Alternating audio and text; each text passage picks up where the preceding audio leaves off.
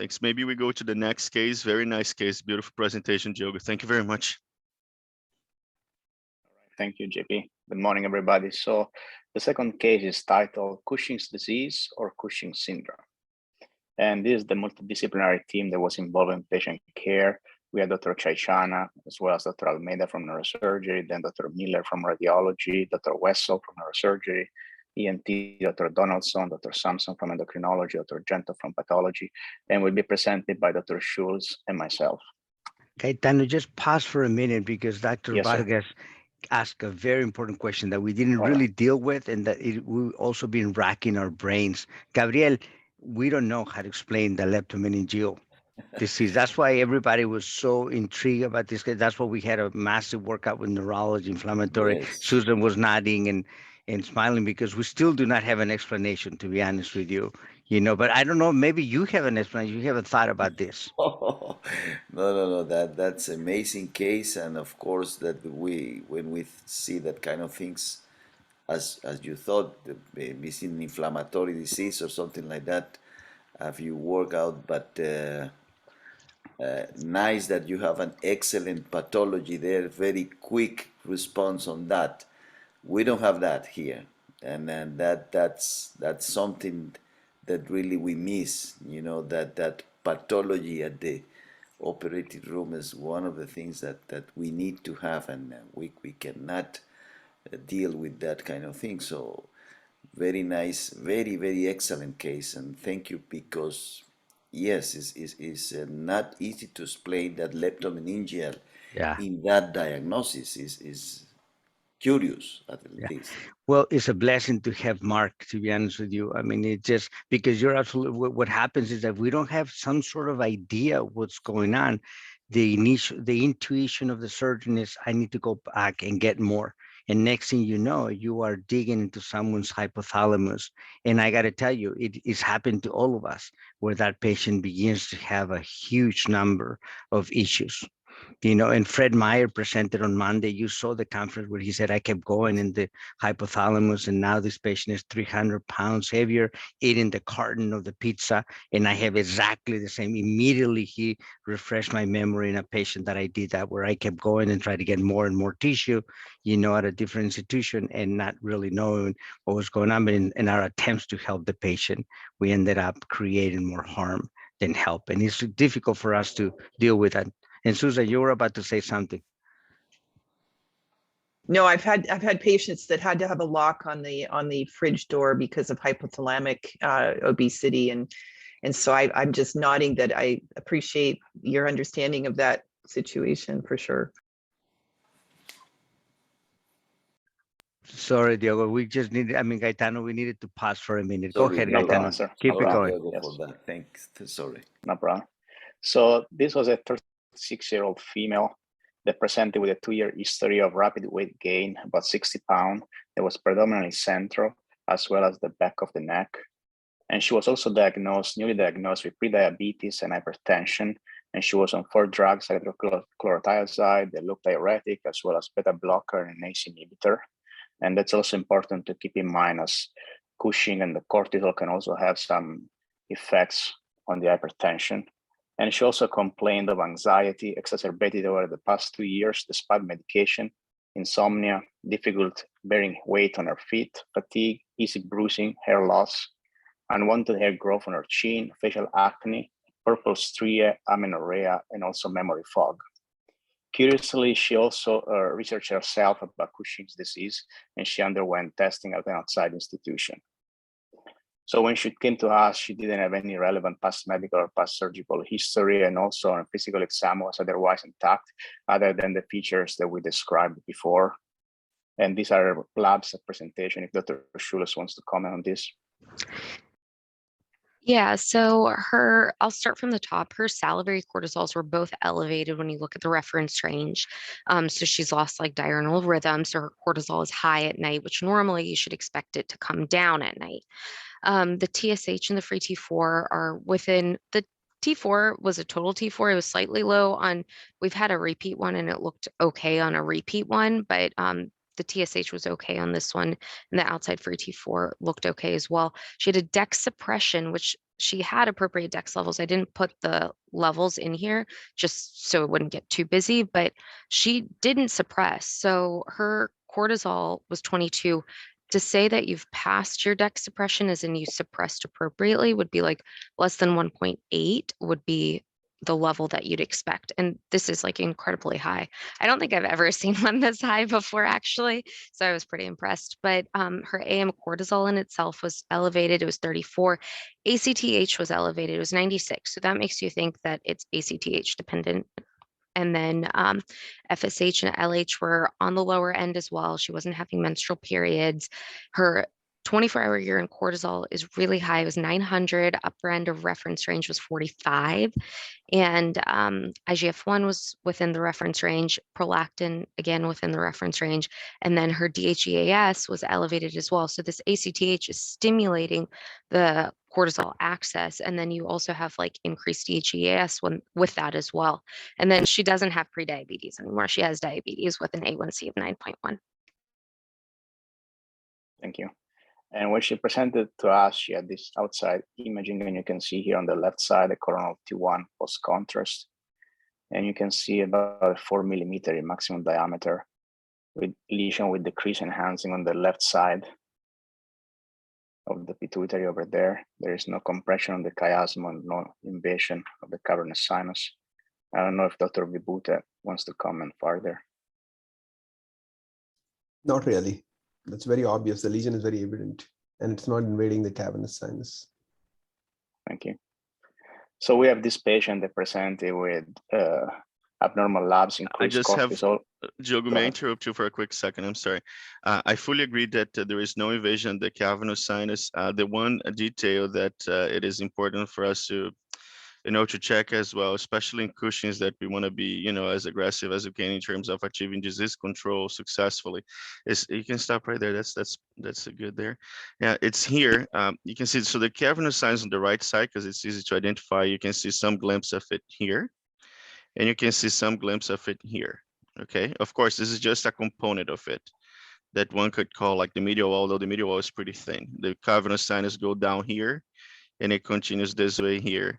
And in about here, what you see here, this is macroscape actually. So in this kind of tumor here, which you see the microadenoma is mostly here. The one question that we had, and that Guy and I, we talked during the surgery, is kind of like, if we would need to do a medial wall resection of the medial wall of the cavernous sinus, which it's a complex procedure, but all depends if we have a layer of tissue here or not. So in this case, we could have the impression that there was a layer of tissue in this superior lateral aspect of the gland, and that's why, like, we didn't plan to go ahead initially from the get-go with a resection of the medial wall of the cavernous sinus. However, if the wall would be infiltrated by tumor, as observed in the surgery, then we would proceed with that. So in this case, you're going to see, thankfully, we didn't really need to do that. But anyways, just sweat. Can you go back one image posteriorly? The one which we were showing. Yeah. One back. Yeah, stop. Mm-hmm. JP, what about that? That is up against the cavernous sinus. Yeah. On imaging, I just don't see any tissue separating it from the cavernous sinus. Yeah, that's true. It's possible to tell it whether it's infiltrating the wall on coronal. Yeah, so the MRIs that, the sequences, and actually it's, almost had the same discussion with the invasion or infiltration of the cavernous sinus. Like, it is very, very difficult to determine based on the image if there's going to be an actual infiltration or not of the wall. So, some centers, like in Stanford with one, like they've been quite aggressive with this technique, but it does add a layer of a significant layer of complexity to the clays that otherwise should be relatively straightforward. So, it is our impression that the intraoperative appearance and aspect is that should guide us about proceeding with this or not, unless if it is really like a redo Cushing that we think that the disease, the residual recurrent disease is within the wall. But in this case, like first time surgery, so we decided let's inspect intraoperatively, see the aspect of it, and then if there is some evidence of tumor adhering to the wall, then we resect the wall rather than try to just coagulate the wall. So if this was a redo case, probably would have been more aggressive. But, indeed, in the MRI, like it seems to be in contact. but contact does not necessarily mean infiltration of the wall. And so how should I report this then? I mean, if I see it, what would help you in terms of, or should I say that I don't see a sliver of tissue and maybe infiltrating, or should I say just up against the cavernous sinus and just leave it? I think we can continue saying that above the cavernous sinus wall. In the meantime, there are, as we kind of like look at this more closely, I think there will be cases like one we had about, I think, a month ago that Kai and I did, that had like some evidence of thickening of the medial wall that was the residual or recurrent Cushing's. I think we're gonna be more comfortable in stating that in the report, but I think for now it is proper to say above in the medial wall. Okay. I mean, the other option is that we can do a very high resolution coronal sequences, just like what we do for trigeminal neuralgia. We can do thin sections and try to see whether we can see the dura better, separated out. Yeah, I think that's quite interesting in some cases. Like in my previous institution, for example, we were doing some key sequences in coronal and sagittal reconstruction for those tumors, like that had potential invasion of the cavernous sinus. And we could see some evidence that sequence was helpful in determining that as well. So I think in some selected cases, especially the ones with either recurrent tumors or the ones that have like more infiltration of the cavernous sinus, that would be helpful. Okay, thank you.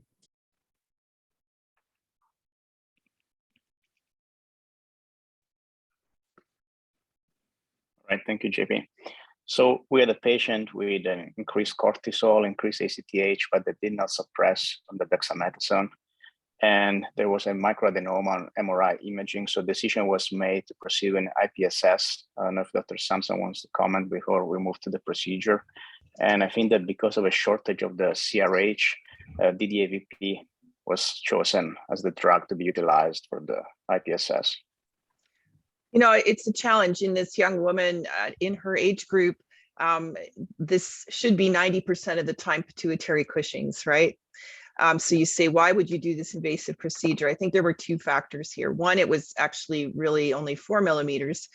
But also sometimes we have issues with, we have the story from an outside physician, in this case, Dr. Glickman, and we are told it's 4 millimeters and she needs an IPSS, and we don't have the actual imaging.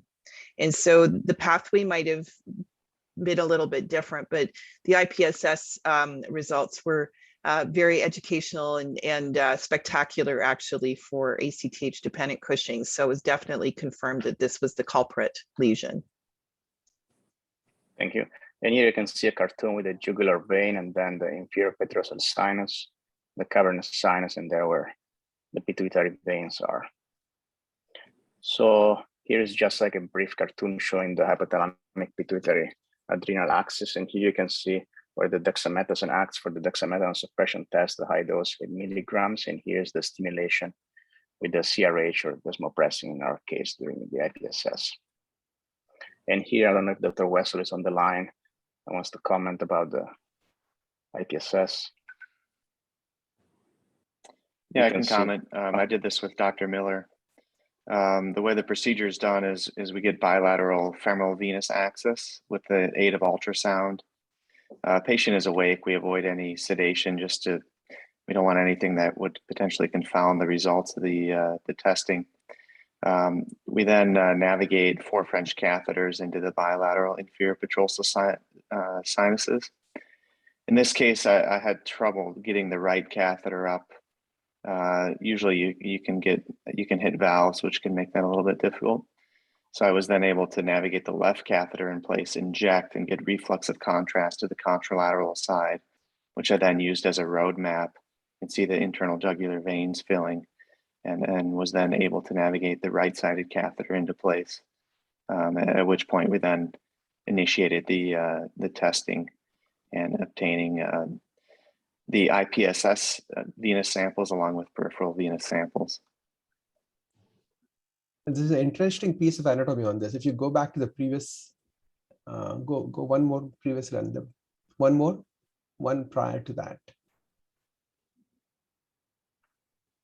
Okay, run it and pause it there, or go back. Yeah, stop there, stop. Yeah, so go back 1 frame.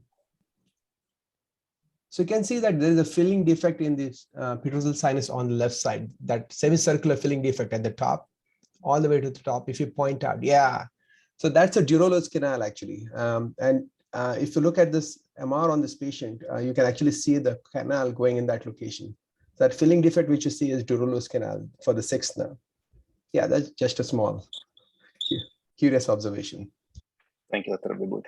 We also have Dr. Miller on the line. Yes, Dr. Wessel's description of the procedure was spot on, and the anatomy in this area is often very variable. There are some challenges to the test. You can see just looking at this that the inferior petrosal sinus on the left side is significantly larger than the inferior petrosal sinus on the right side. And in some patients, one canal is actually, or one sinus is actually atretic, and everything goes to the one side. So occasionally you can actually do this procedure, get up there and realize that you're not going to be able to get any answers because everything comes out at one point. You could, and some people have in the past, you could actually float microcatheters into the circular sinus and measure there. Some people have done, and that is an option perhaps if you only have one inferior petrosal sinus. You can sometimes navigate a microcatheter to the other side and try to get your answer that way. The results are the same, so most of the time we don't bother to put the microcatheters. The test is extremely, is most helpful when you have a negative MRI and you're looking to because you're looking to take only one half the gland if you can. So the test's biggest utility is when you don't have any imaging. The truth is when you have a tumor that you can see on imaging, the test only correctly lateralizes about 75% of the time.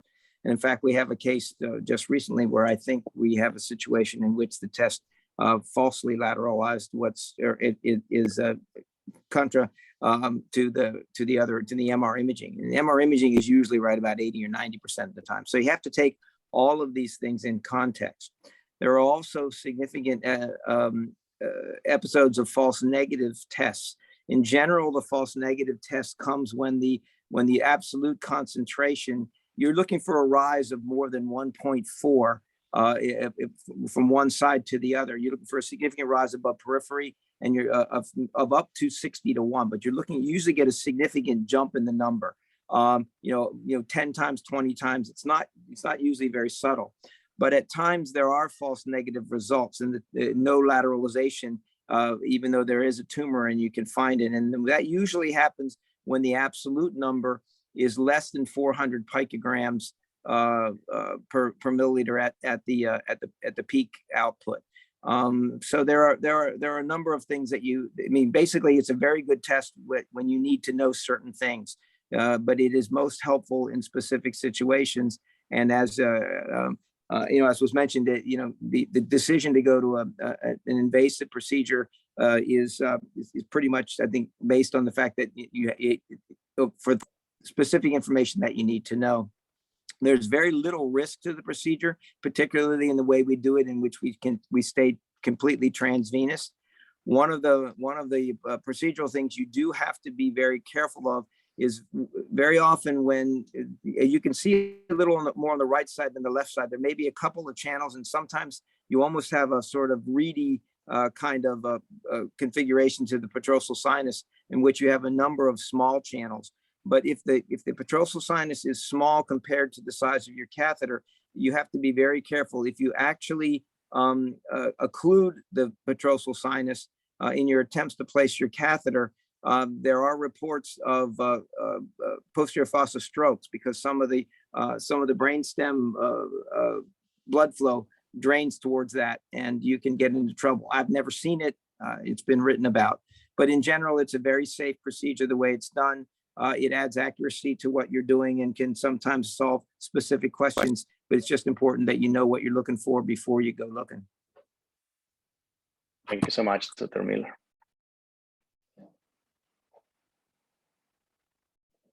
So as mentioned earlier, we collected both central and peripheral venous samples at -5 minutes, so before administration of the DDAVP and then after. And then if Dr. Schules wants to comment on the labs. Yeah, so the labs, when you look at them, you're looking for the baseline ACTH compared to like the petrosal ones. And if it's greater than 2 ratio, that for like the petrosal to the plasma ACTH, then it's a positive test. But really, once you give the DDAVP, it should be like 3 or greater. But you see it in like the thousands when it's very positive. And I know that Dr. Sampson's told me before that she's had patients that are usually in like the thousands. And for her, from even the beginning, it's 152, 179, and it goes up to the thousands after the DDAVP was administered. So very, very positive test from the pituitary, localizing to the pituitary. And does the DDAVP have a similar sensitivity to CRH, Dr. Sampson, or? That's a great question. I've only started using it or being exposed to these results very recently because we've always used CRH. And I don't know if it's as robust of a stimulant as CRH. And it's a great question. I need to look closer at the literature on that. Yeah, interestingly enough, I just reviewed a paper. Of course, I cannot mention the group of authors who showed that they were looking exactly at this point of the DAVP and CRH. And actually, the results that they shared suggest that the DAVP would have a better sensitivity and specificity rather than the CRH. So it seems that the current technique we got may be better than before. Well, the group at Mass General, Josh Hurst and some of his group, they looked at this back in 2010 or so. Because the supply of CRH is a little variable, so yeah, DDAVT works fine. It's interesting that it'll be really interesting to read that paper when it comes out. But there are some studies out there which suggest that the DDAVP is a reasonable alternative. Right now, it's the only alternative. So, but it generally, in my hands, in the past, it has generated what it seems to me to be proper results. Thank you. So we obtain a CT head for surgical planning with navigation. And you can see here, normal cella. Yeah, very favorable sinus. Sphenoid sinus quite well pneumatized, so that helps us quite a lot, and not a lot of variation in anatomy. So, yeah, thankfully, regular case. Well aerated sinus. Midline septum.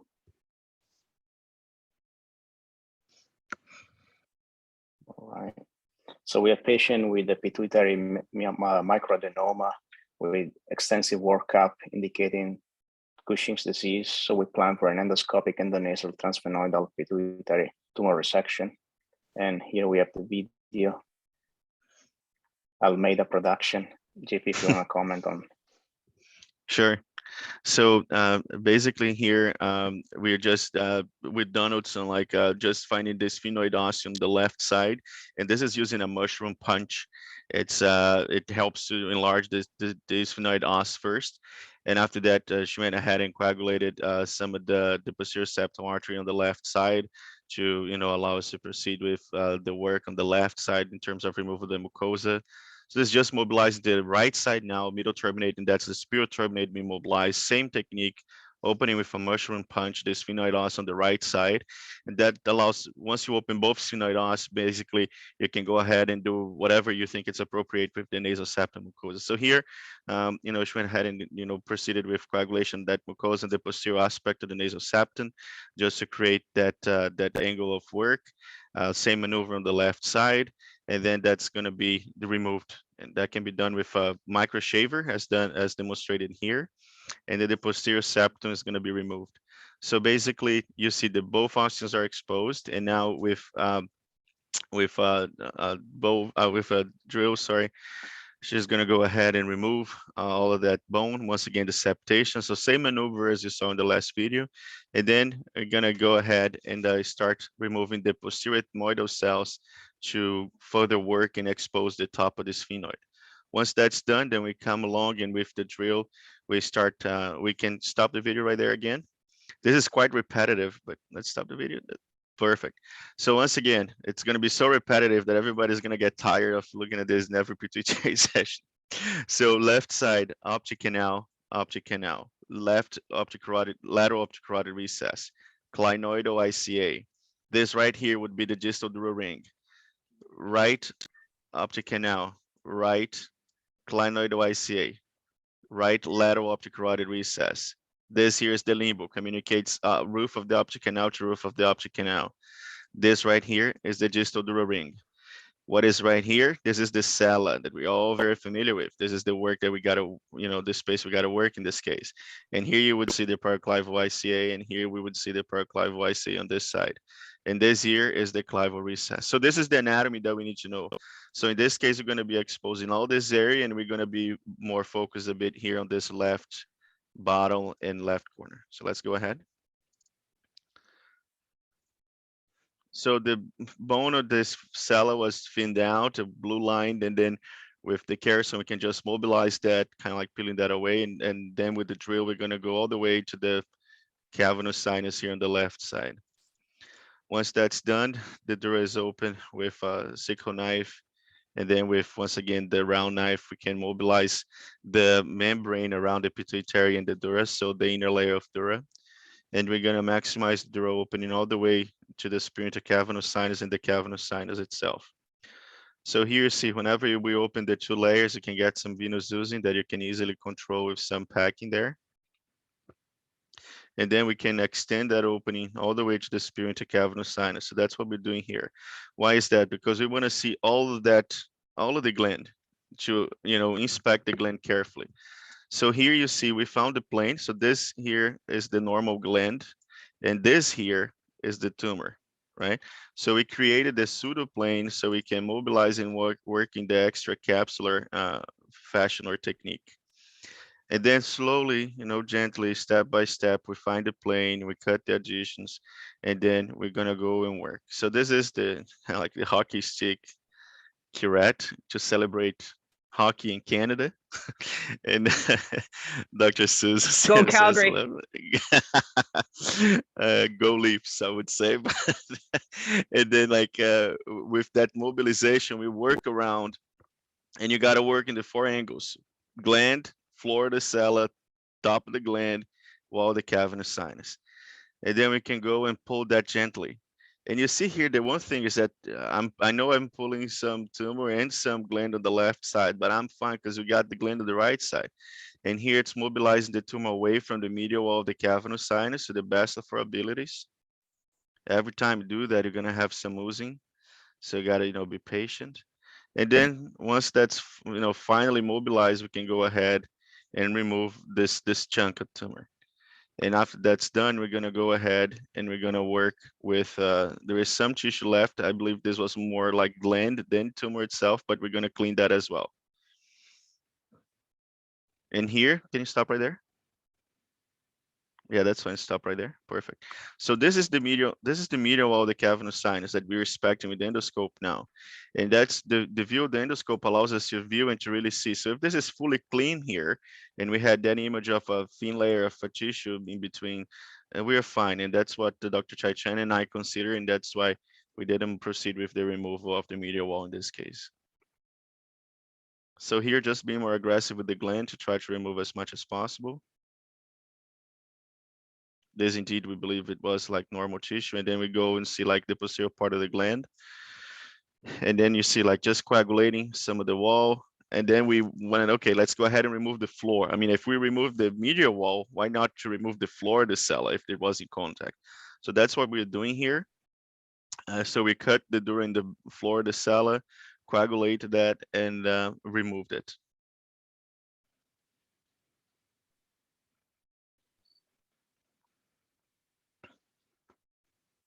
Once that was done, we just packed, and you see here gel foam, the gland on the right side. That was the cavity. And reconstructing, we didn't have any CSF leaking drop, so we just put a layer of, dural substitute with Surgicel, gel foam, and glue, and that was it. Thank you so much, JP. Thank So you. this is the pre-op MRI on the left. And on the right side, you have a corona of T1 post-op, and you can see a beautiful resection. No evidence of tumor residual.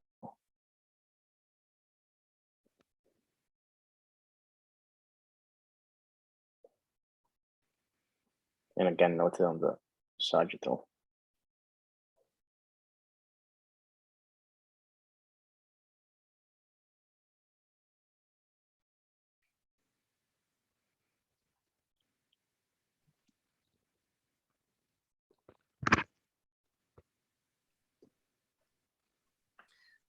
Okay, as you can see here, it doesn't have the appearance as many of the adenomas that I show you, but what you do notice is that it is a monotonous cell population in that we don't have a variety of different cells, and it is not nested. A normal anterior pituitary is nested. And additionally, you can see the nuclei are relatively round, although there is some variation to the nuclear size. If we go to the next slide. The cells are all positive for T-PIP, proving that we have a monotonous cell population, and they are strongly positive for ACTH.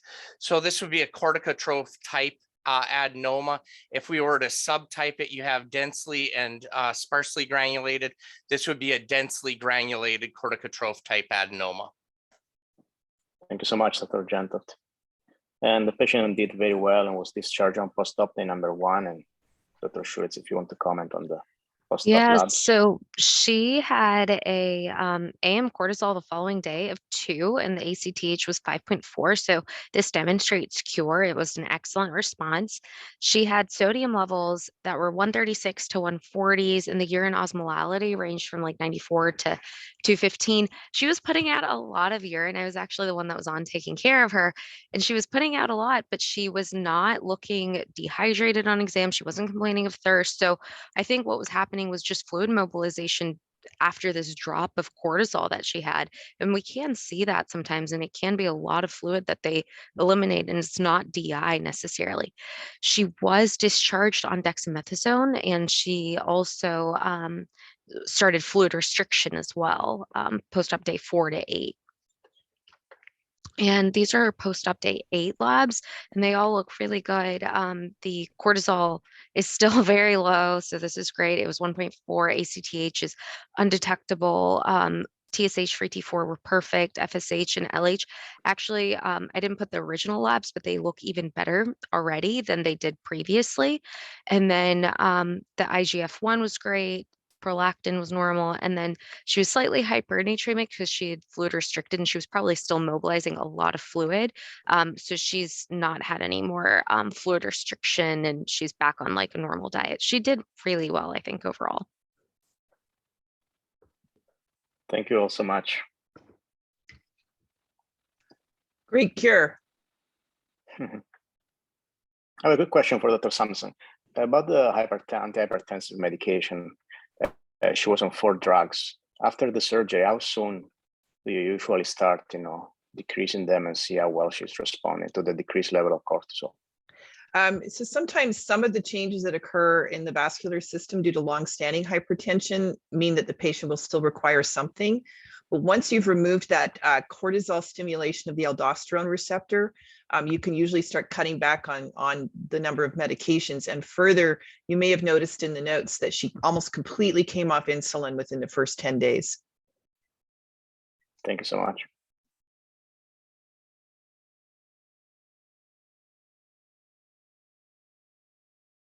Well, okay. I think a very nice case. I think Kai, any comments that you'd like to share as well? No, you guys have covered it all. Sorry, trying to start a shunt. No worries. How far away from that surgery? Is that a ventricular atrial shunt? Ventricular peritoneal, then ventricular atrial. What a day! What a day! Yep. Talk about repetitive. So no, I think it was a nice case. I mean, it was nice that was a cushion that we could see the lesion, which is good. We could find a nice pseudoplane, which was good, and more importantly than all of those is that we could lead to disease remission. So that's very, very good, and hopefully this is going to be like a long-standing result for this patient. But that's it. I think that every time that we can find a plane and move and push our resection to that extension, that's good and definitely requires a lot of teamwork. So thank you for everybody, and appreciate the feedback. So Andrea, I think you want to share the updates for next week? Yeah, next week we will have on Monday Dr. Gassi, PY7 Chief Resident of the Neurosurgery Department here at Mayo Clinic Florida, presenting the lecture, The Ups and Downs of Learning Minimally Invasive Spine Surgery at Resident's Perspective. Perfect. Thank you. Well, thanks everybody. It's already 8:10. We're already a bit beyond time, but I'd like to thank everybody on behalf of Dr. Kio, Dr. Chaichana, Dr. Sensen, our entire team, and see you next time. Bye-bye. Bye. Obrigado. Oh, gracias.